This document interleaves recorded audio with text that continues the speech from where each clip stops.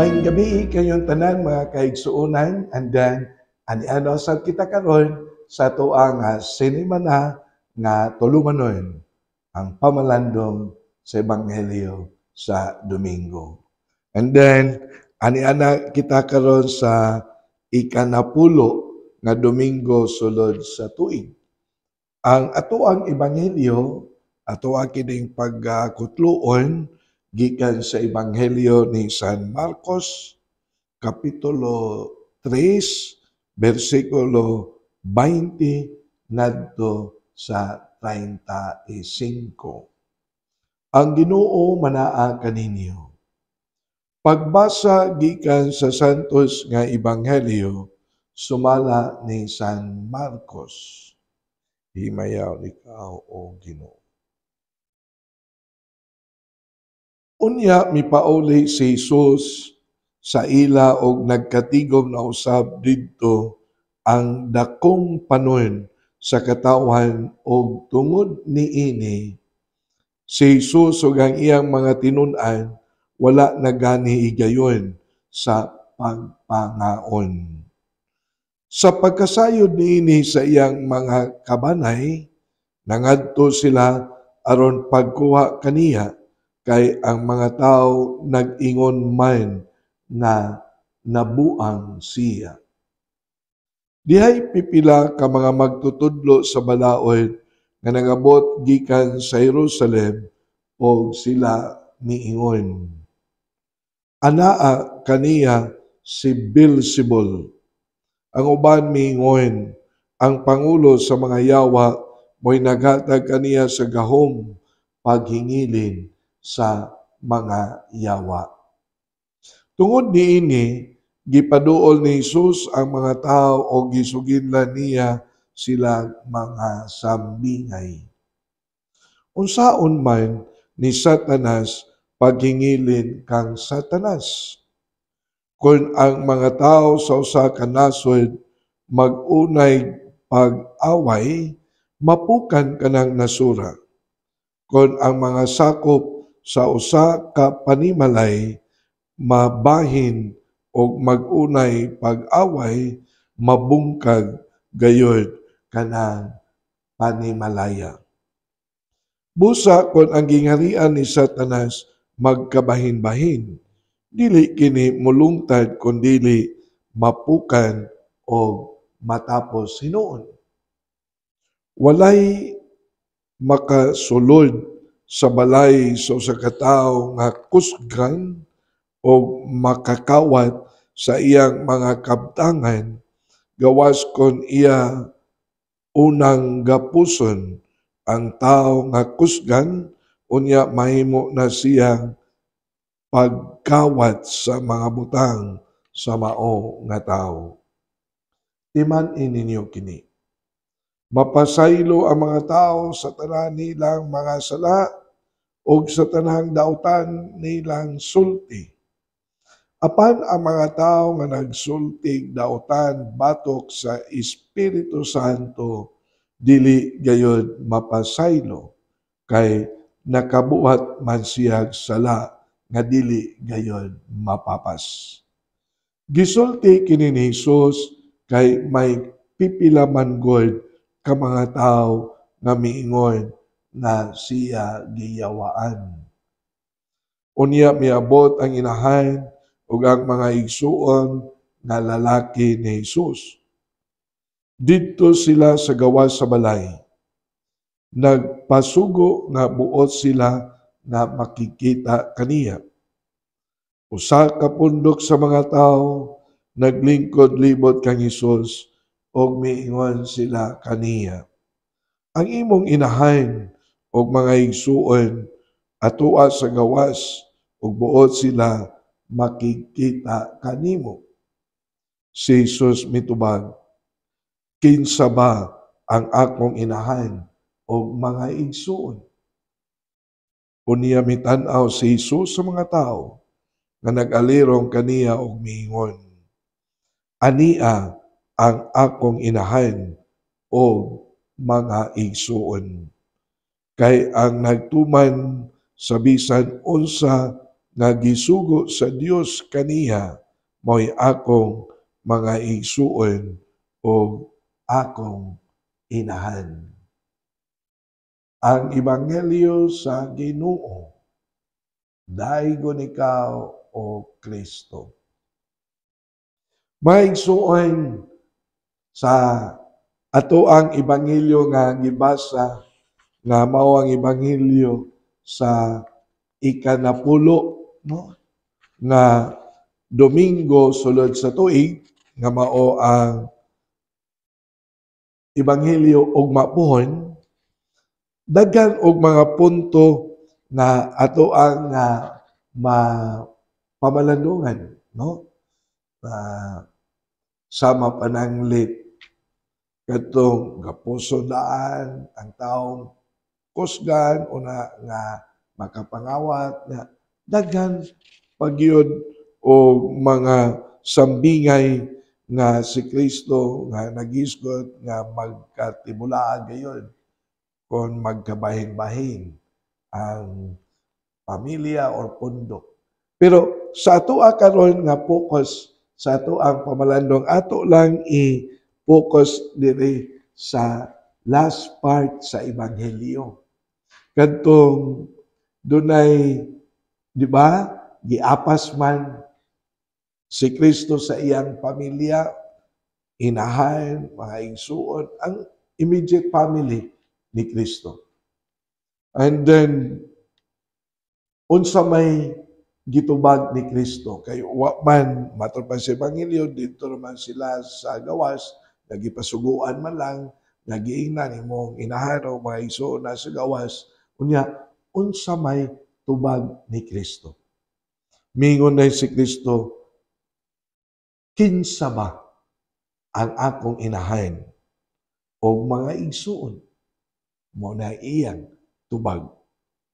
Unya mitan-aw siya sa mga tao.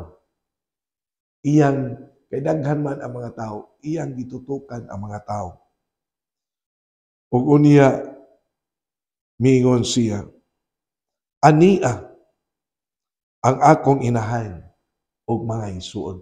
Iyang gitawag ang daghan nga mga tao nga mialirong kaniya. Iyang nia ang akong inahan og mga igsuon og iyang padayon sa pagsulti sa pag-ingon kay ang nagtuman sa bisan unsa nga gisugo sa Dios kaniya maoy akong mga igsuon og akong inahan.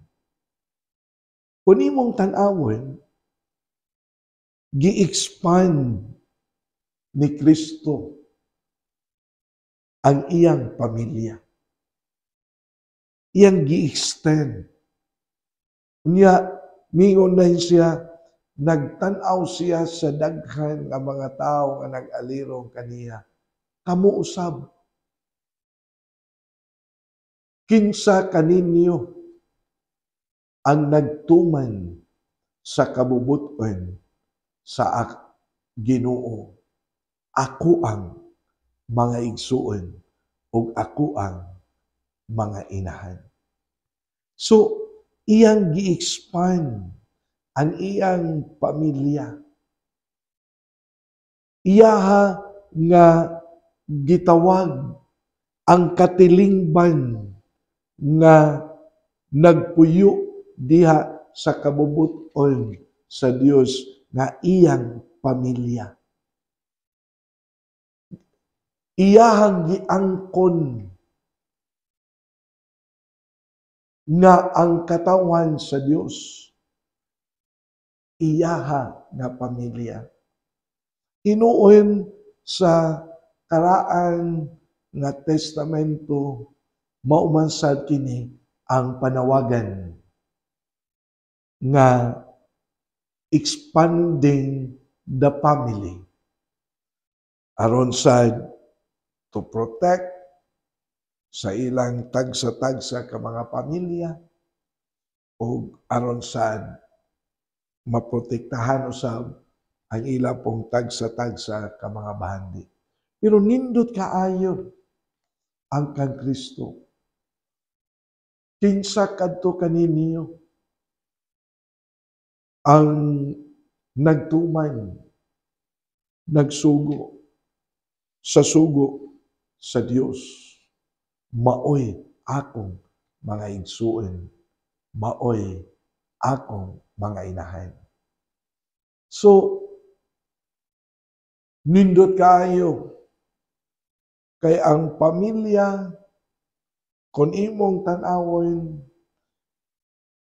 ang tinuod nga dagway sa pamilya naa ang gitawag og kahiyusan. Paghinigugmaay, pagsinabtanay, usa ka katilingban nga nahiusa. And that's the picture sa usa ka pamilya. Mao ni nga nindot sad nga sa atoa pod nga kaugalingon. So sa atoa pod nga matawag nato ginagmay nga mga maayong buhat, manghinaot kita nga kita mahimo usab na instrumento pag-expand, pagpalapad sa pamilya sa Dios. Kana kung gitawag sa simbahan nga BEC, Basic Ecclesial Community, nga pundok sa mga gagmayng pamilya nga nagkahiusa sa pulong sa Dios, pundok sa mga gagmayng pamilya nga nagkasinabtanay, nagtinabangay, nga mulangkob ngadto sa usa ka Kristohanon nga katilingman. Mao ni nga di sad nato malikayan. Daghan usab karon ang mga panghitabo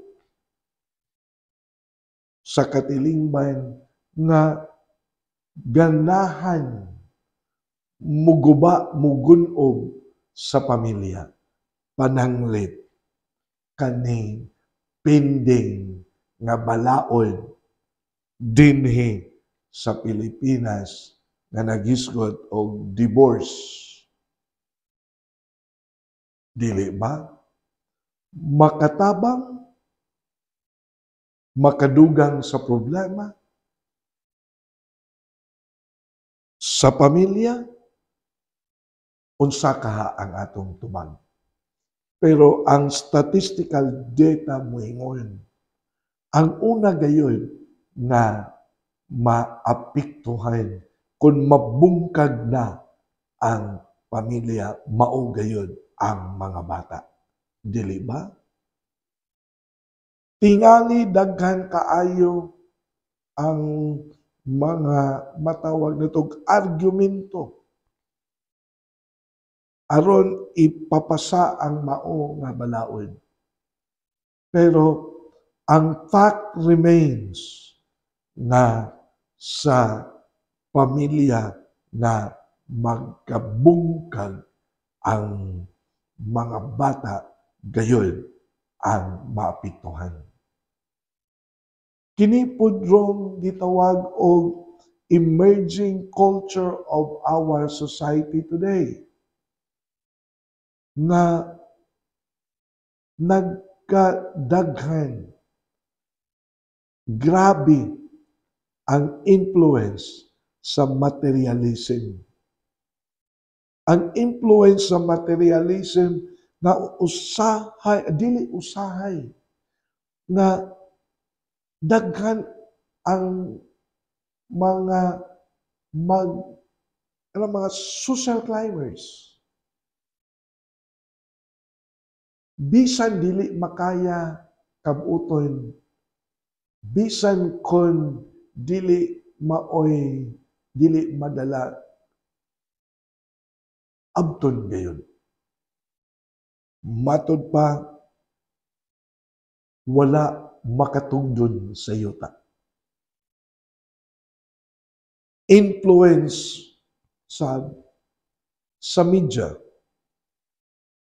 sa mga gadgets na very accessible kanato. Daghan kaayo usabron ang matawag nato og distorted values, family values, na instead of strengthening the family values, maoy-nooy matawag nato o hinungdan nga ang pamilya nagunog. Nawala na ang gitawag og magkuyog yun ang usa ka pamilya sa pagsimba. Dili ba? Matod pa ni Father Peyton, ang Holy Rosary Crusade, the family that prays together stays together. Nawala na ang pagdungan o pagkaon sulod ni ana alirungan ang lamisa sa pagkaon, nawala na. Except for some.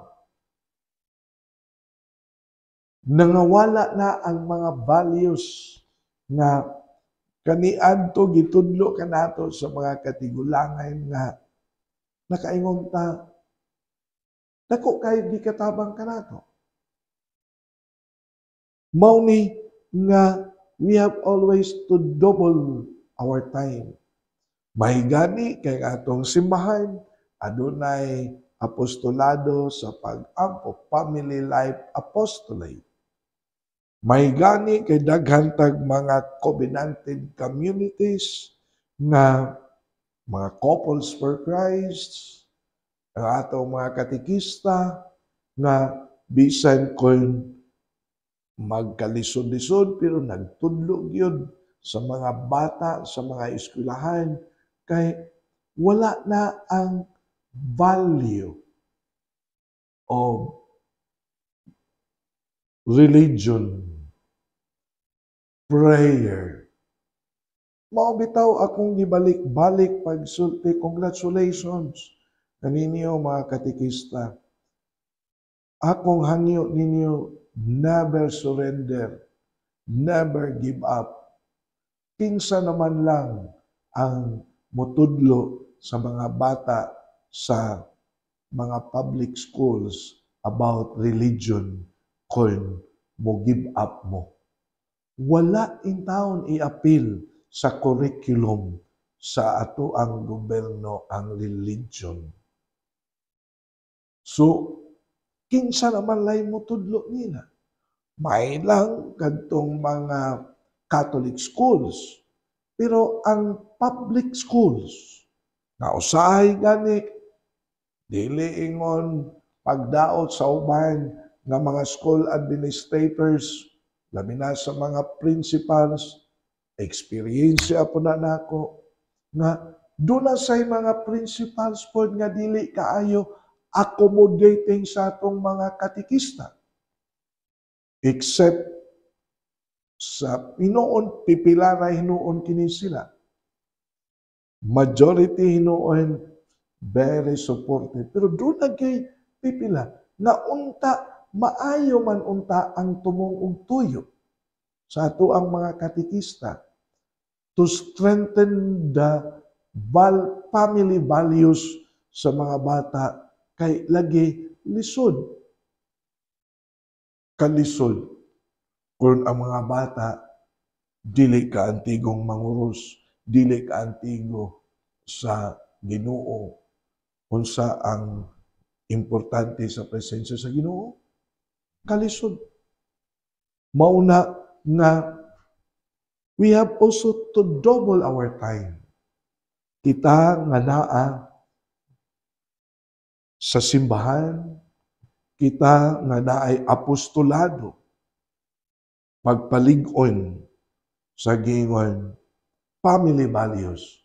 Kay si Kristo akong balikon sa pag-ingon sa ato ang ebanghelyo, iyang gi-expand ang iyang pamilya sa pagtan-aw niya sa mga tao nga nagalirong kaniyang siya, kamo ang ako usab nga mga igsuon.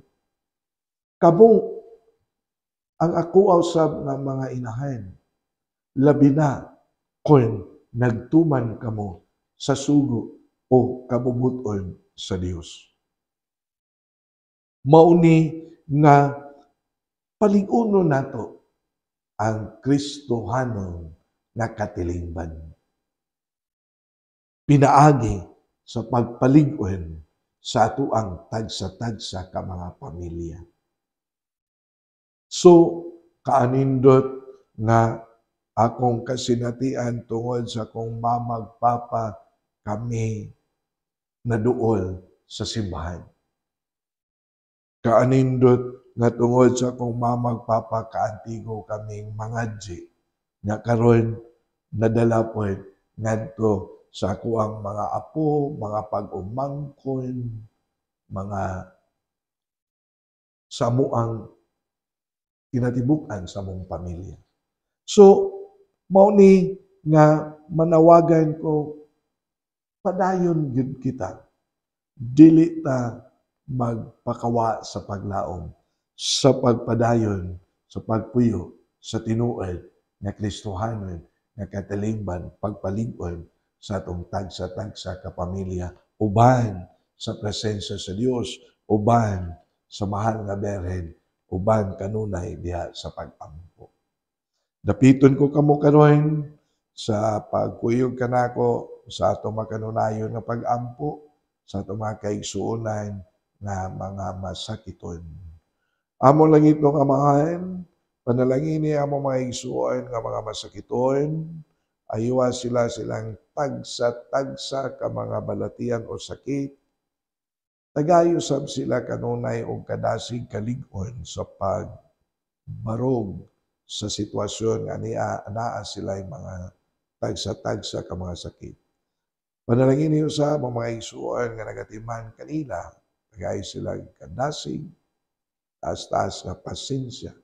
Kining tanan among gipangayo pinagi ni Kristo among Ginoo. Amen.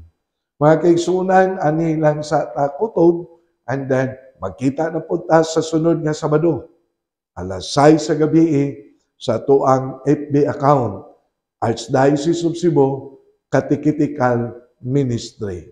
Kini si Father Joseph Intig nga kanunay nga nag-uban kaninyo niining atong sinimana na pamalandong sa Ebanghelyo sa Domingo. Ang Diyos manalangin kaninyo kanunay.